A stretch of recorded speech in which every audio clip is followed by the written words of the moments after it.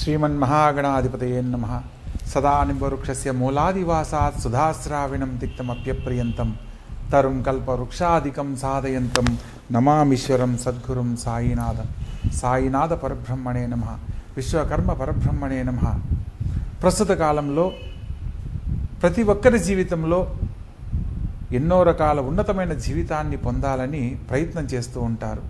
అటువంటి సందర్భంలో మనకు ఒక్కొక్కరికి ఒక్కొక్కరి పేరు ప్రకారం ఒక్కొక్క నక్షత్రము, అదేవిధంగా ఆ నక్షత్రం ప్రకారం ఒక్కొక్క రాశిని తెలుసుకొని ఆ రాశ్యాధిపతి యొక్క పరిహారాల ద్వారా ఉన్నతమైన జీవితాన్ని పొందుతూ ఉండడాన్ని మనం గమనిస్తూ ఉంటాం. కానీ ప్రస్తుత కాలంలో మనం ఇప్పుడు చర్చనీయాంశం చేయవలసిన అంశం ఏంటంటే, శని భగవంతుడు రెట్రోగ్రేడ్ అవుతున్నాడు, అంటే వక్ర గమనంలో పయనించబోతున్నాడు. మనకు భూమి నుంచి చూసినప్పుడు శని భగవంతుడు వెనక్కు వస్తున్నట్లు తిరోగమనం చెందినట్లు కనబడతాడు. కానీ వాస్తవానికి ఆయన వెనకకు రావడం అనేది జరగదు. కానీ ఆ తిరోగమనానికి సంబంధించిన కాలము మనకు 138 రోజుల కాలం ఉంటుంది. అంటే జూలై 13న స్టార్ట్ అయిన ఈ యొక్క తిరోగమనం నవంబర్ 28 ఇదే సంవత్సరం మరలా తన స్వస్థానానికి వెళ్ళడం అనేది జరుగుతుంది, పురోగమనానికి వెళ్ళడం జరుగుతుంది. అంటే గురువుగారు ఎన్నో గ్రహాలు మారుతూ ఉంటారు కదా, ప్రత్యేకంగా శని భగవంతుని గురించి మనం ఎందుకు అంత ప్రత్యేకంగా తెలుసుకోవాలి అని అంటే, ఖచ్చితంగా తెలుసుకొని తీరాలి. ఎందుకంటే శని భగవంతుడు ఒక రాశి నుంచి మరొక రాశిలోకి మారడానికి 2.5 సంవత్సరం పడుతుంది. అంటే ఆయన్ని మందగమనుడు అని కూడా అంటారు. అంటే నెమ్మదిగా కదిలే గ్రహం కాబట్టి ప్రతి 2.5 సంవత్సరానికి శని భగవంతుడు మారుతున్న స్థానంలో ఏ రాశిలోకైతే ప్రవేశిస్తాడో ఆ రాశి నుంచి ముందు రాశి వారికి వెనక రాశి వారికి ఏళ్నాటి శని ప్రభావం అనేది ఉంటుంది. అదేవిధంగా జన్మలగ్నంలో ఉన్నప్పుడు లగ్న శని అని, చతుర్థంలో సంచరించేటప్పుడు అర్ధాష్టమ శని అని, సప్తమంలో సంచరించేటప్పుడు సప్తమ శని అని కానీ, అదేవిధంగా అష్టమ స్థానంలో సంచరించేటప్పుడు అష్టమ శని గాను, శని భగవంతుని యొక్క ఇబ్బందులు, ఆయన పెట్టే బాధలు రకరకాలుగా మనం అనుభవించి తెలుసుకోవడానికి అవకాశం ఉంటుంది. కానీ నవగ్రహాలలో అత్యంత ఆధిపత్యం ఉన్న గ్రహాన్ని కూడా మనం చెప్పుకునే అంశాలలో శని భగవంతునికి ఎంతో ప్రాధాన్యత ఉంది. మనం అనుసరించే విధానాన్ని బట్టి, దైవానుగ్రహాన్ని బట్టి ఆయన అనుగ్రహంతో ఉన్నతమైన జీవితాన్ని పొందేదానికి కూడా అవకాశం ఉంది. కటిక దారిద్ర్యం అనుభవిస్తున్న ఒక పేదవాడు, లేదా చెత్త కుప్పల్లో కాగితాలు ఏరుకునే ఒక పేదవాడు అపర కోటీశ్వరుడు అవ్వాలన్నా శని భగవంతుని అనుగ్రహమే కావాలి. అపర కోటీశ్వరుడైన వాడు కటిక దారిద్ర్యాన్ని అనుభవించే స్థితికి రావడానికి కారణము కూడా శని భగవంతుని వల్ల మాత్రమే జరుగుతుందనేది మనం తెలుసుకోవచ్చు. ఈయన్ను న్యాయాధిపతిగా, ధర్మకార్యాచరణుడిగా కూడా మనకు జ్యోతిష్ శాస్త్రం తెలియజేస్తుంది. ఎవరైతే వారి వారి ధర్మాలను కట్టుబడి ఆచరిస్తూ ఉంటారో వారికి ఆయన ఎప్పుడూ కూడా ఆత్మీయుడు, అనుసరణీయుడు. వారి అనుకూలతకు సంబంధించిన ప్రతిదీ కూడా ఆయన అనుగ్రహించడం జరుగుతుంది. ఎవరైతే ధర్మాన్ని తప్పి ప్రవర్తిస్తారో వారికి పూర్వజన్మ కృతం పాపం అన్నట్లు చేసుకున్న ప్రతి కర్మను మరలా తిరిగి వాళ్ళు తెలుసుకొని అనుభవించేలా చేయగలిగిన సత్తా కలిగిన వాడు ఆ శని భగవంతుడు. అటువంటి శని భగవంతుని యొక్క అనుగ్రహాన్ని పొందడానికి ముందు ప్రస్తుతము మీనరాశిలో సంచరిస్తున్న శని భగవంతుడు ఇదే సంవత్సరం 2025 మార్చి 29న మీనరాశిలోకి కుంభరాశి నుంచి ప్రవేశించడం జరిగింది. తిరోగమనంలో మనకు కుంభరాశిలో సంచరిస్తున్నట్లుగా గనక మనం గమనించినట్లయితే, ప్రస్తుతం జరుగుతున్న కాలగమనంలో శని భగవంతుడు తిరోగమనానికి సంబంధించిన ఎటువంటి ఫలితాలు ఇస్తాడో మనం తెలుసుకుందాం. ప్రతి 30 సంవత్సరాలకు అదే రాశిలో సంచరిస్తూ ఉంటాడు. అంటే ప్రస్తుత కాలంలో తిరోగమనంలో కుంభరాశిలో సంచరిస్తూ ఉన్నాడు. అంటే ఏళ్నాటి శని ప్రకారం ప్రస్తుతము కుంభరాశి వారు మరియు మీనరాశి వారు, అదేవిధంగా మేషరాశి వారు ఎదుర్కొంటూ ఉన్నారు. ప్రత్యేకంగా మీనరాశి నుంచి తిరోగమనంలో కుంభరాశిలోకి సంచరించే విధంగా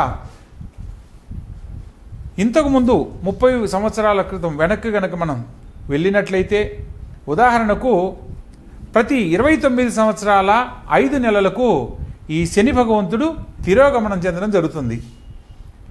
ప్రస్తుత కాలంలో జూలై 13 నుంచి నవంబర్ 28 వరకు ఇదే 2025వ సంవత్సరంలో తిరోగమనం చెందుతున్న సమయం.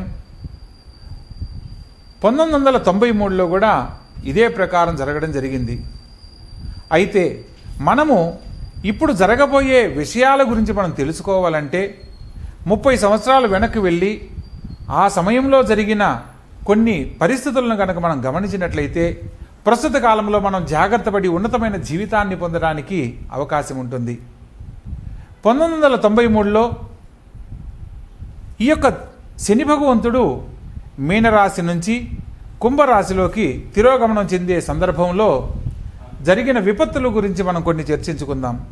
1993లో ప్రత్యేకంగా బాబ్రీ మసీదుకు సంబంధించిన కూల్చివేతకు సంబంధించిన కొన్ని అంశాలు జరగడం, మత కల్లోలాలకు సంబంధించిన కొన్ని ఇబ్బందులు ఎదుర్కోవడం, ఆర్థికపరమైన సమస్యలతో సతమతమవడం ప్రత్యేకంగా మనం గమనించాం. అదేవిధంగా 1993 ఫిబ్రవరిలో వరల్డ్ ట్రేడ్ సెంటర్కి సంబంధించిన కూల్చివేతకు సంబంధించిన ఘటన కూడా జరిగింది ఈ యొక్క శని భగవంతుడి తిరోగమనంలోనే.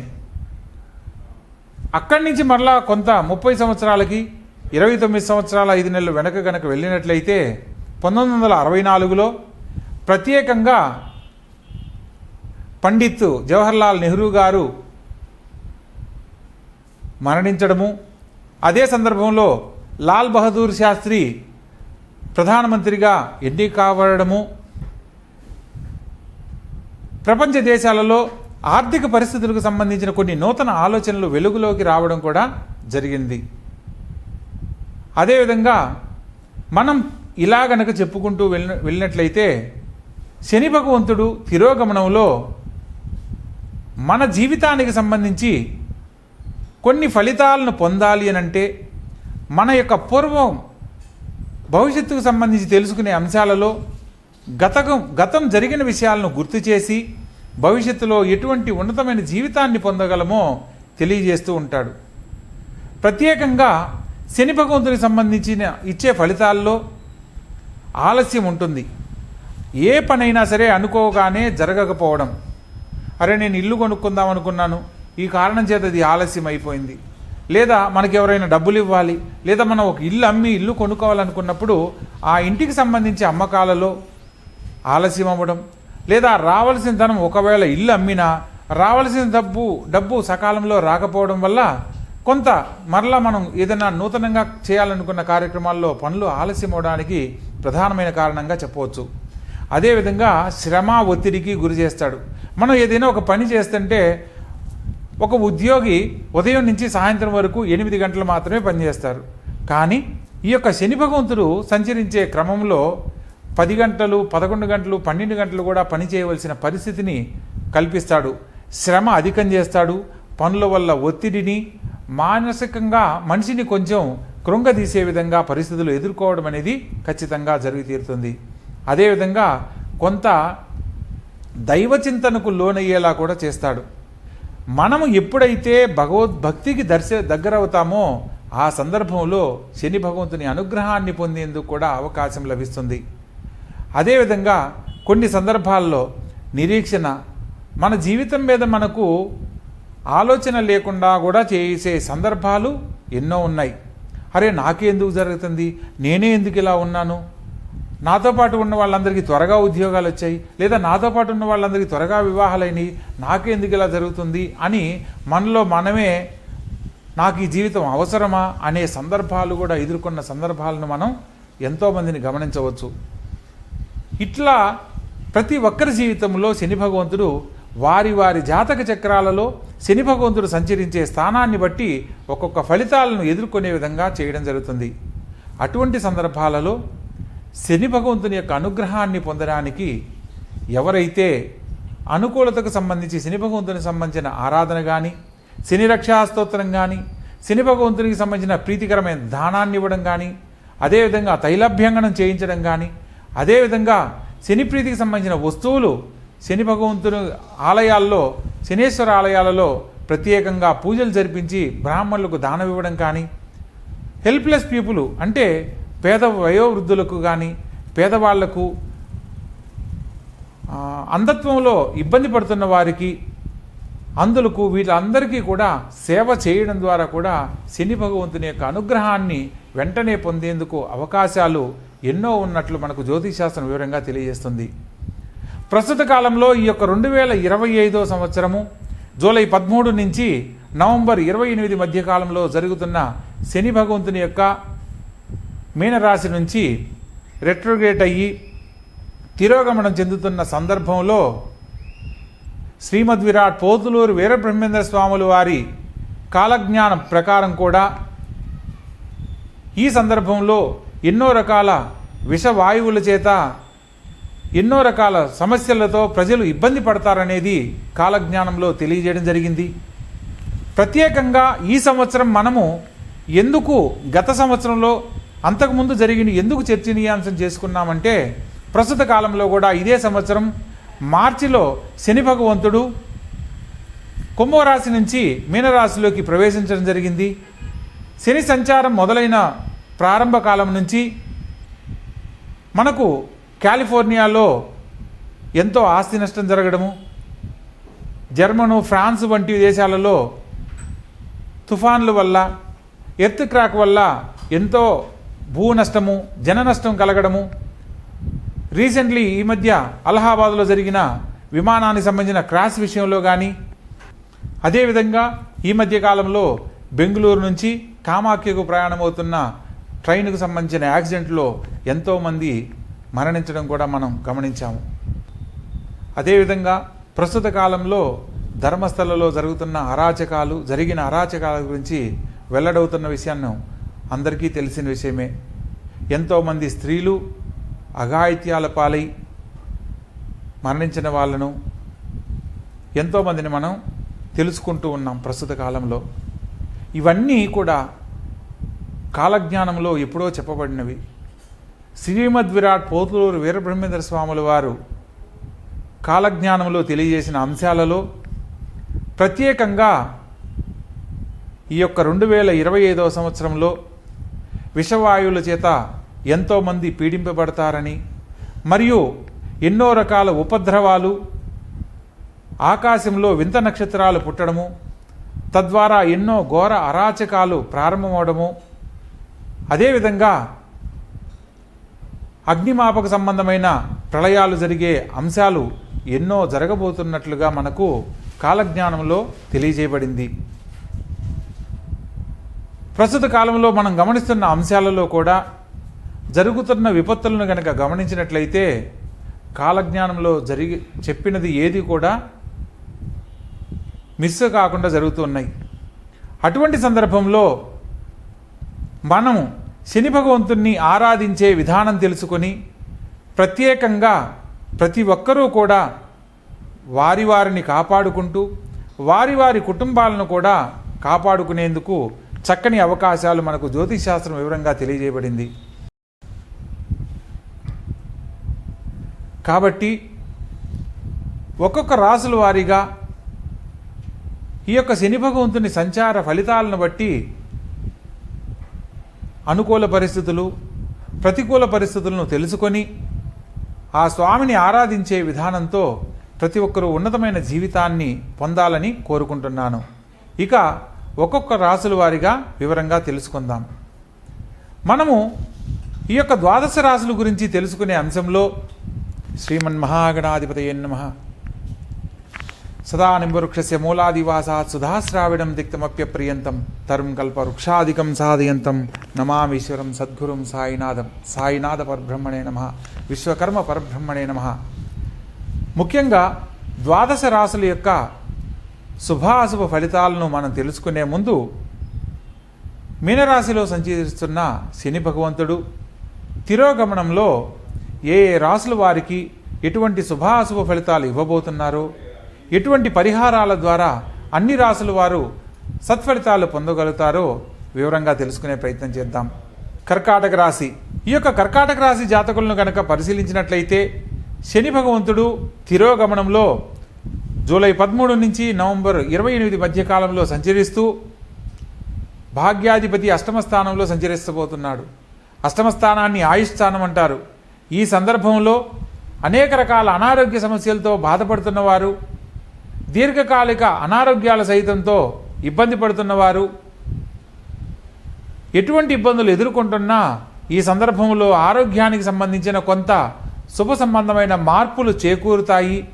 శని భగవంతుడు ఏ స్థానంలో ఉన్నా ఇబ్బంది పెడతాడేమో కానీ ఆరోగ్య స్థానానికి సంబంధించి, ఆయుష్ స్థానానికి సంబంధించి అష్టమాధిపతి అయినప్పుడు తప్పకుండా శుభ ఫలితాలు ఇస్తాడని మనకు జ్యోతిశాస్త్రం వివరంగా తెలియజేస్తుంది. కాబట్టి సంపూర్ణమైన ఆరోగ్యాన్ని పొందేందుకు మీరు చేసే ప్రయత్నాలలో శుభవార్తలు వినే అవకాశం లభిస్తుంది. అదేవిధంగా గురువులను గౌరవించే విషయంలో ఎవరిని కూడా మీకంటే పెద్దవారిని కించపరిచేలా మాట్లాడకూడదన్న సత్యాన్ని తెలుసుకొని నడుచుకోవాలి. ప్రత్యేకంగా అతిథులను గౌరవించడము, ధర్మాన్ని అనుసరించడము లాంటివి తప్పనిసరిగా ఆచరించాలి. ప్రస్తుత కాలంలో విదేశీ ప్రయాణాలకు సంబంధించి ప్రయాణం చేయాలనుకున్న వారికి ఆలస్యంగా మీ యొక్క ఆలోచనలు అనుకూలిస్తాయి. ప్రత్యేకంగా పితృదేవతల అనుగ్రహానికి సంబంధించిన విషయాలలో కొన్ని నామస్మరణ చేసిన లేదా తర్పణ సిద్ధాంతాన్ని అనుసరించిన మీరు కోరుకున్న జీవితంలో సమస్యలు లేని జీవితాన్ని పొందడానికి అవకాశం ఏర్పడుతుంది. అదేవిధంగా విద్యార్థులకు లాంగ్ టర్మ్ కోచింగ్ తీసుకొని మరి విద్యను అభ్యసించే వారికి పరీక్షల్లో వారి శ్రద్ధను బట్టి ఉన్నతమైన జీవితాన్ని, పరీక్షల్లో ఉన్నతమైన మార్కుల ద్వారా సాధించడానికి అవకాశం లభిస్తుంది. శనివారం నాడు ప్రత్యేకంగా ఈ యొక్క రాశివారు శని భగవంతుని యొక్క ఆలయంలో ఒక చిన్న నల్ల వస్త్రంలో నువ్వులు ఉంచి దాన్ని చిన్న ముడుపులాగా కట్టి నువ్వుల నూనెలో తడిపి శని దీపంగా స్వామివారి ఆలయంలో స్వామివారికి ఎదురుగా ఆ దీపాన్ని వెలిగించి ఓం శం శనీశ్వరాయ నమః అనే మంత్రాన్ని స్మరణ చేసుకుంటూ మనసులో ఉన్న సమస్యను కనుక చెప్పుకున్నట్లయితే మీరు కోరుకున్న విధంగా మీ సమస్యలు తొలగిపోయి ఆనందకరమైన జీవితంలో ఉండడానికి శని భగవంతుని అనుగ్రహం సంపూర్ణంగా లభిస్తుంది. ప్రత్యేకంగా శని భగవంతుని నమస్కారం చేసుకునే సందర్భంలో ఎదురుగా ఉండి నమస్కారం చేయకూడదు అన్న సత్యాన్ని తెలుసుకొని నడుచుకోవాలి. ఎందుకంటే సాక్షాత్తు ఛాయాదేవి ఒకానొక సందర్భంలో తన తల్లి తన్ని శపించడం జరిగింది. ఎవరైతే నిన్ను నేరుగా దర్శిస్తారో వారు నీలాపనిందుల పాలవుతారు అని. కాబట్టి చాలామంది ఆలయంలో ప్రదక్షిణ చేసే సందర్భంలో స్వామివారికి ఎదురుగా ఉండి లేదా ప్రదక్షిణ చేసే సమయంలో వాళ్ళు శని భగవంతునికి ఎదురుగా ఉండి దీపాలు వెలిగించి పూజలు చేస్తూ ఉంటారు. వీలైనంత వరకు ఒక పక్కగా నిలబడి మాత్రమే ఆచరించాలి అన్న సత్యాన్ని తెలుసుకొని ఆచరించి స్వామివారి అనుగ్రహానికి పాత్రలు కండి.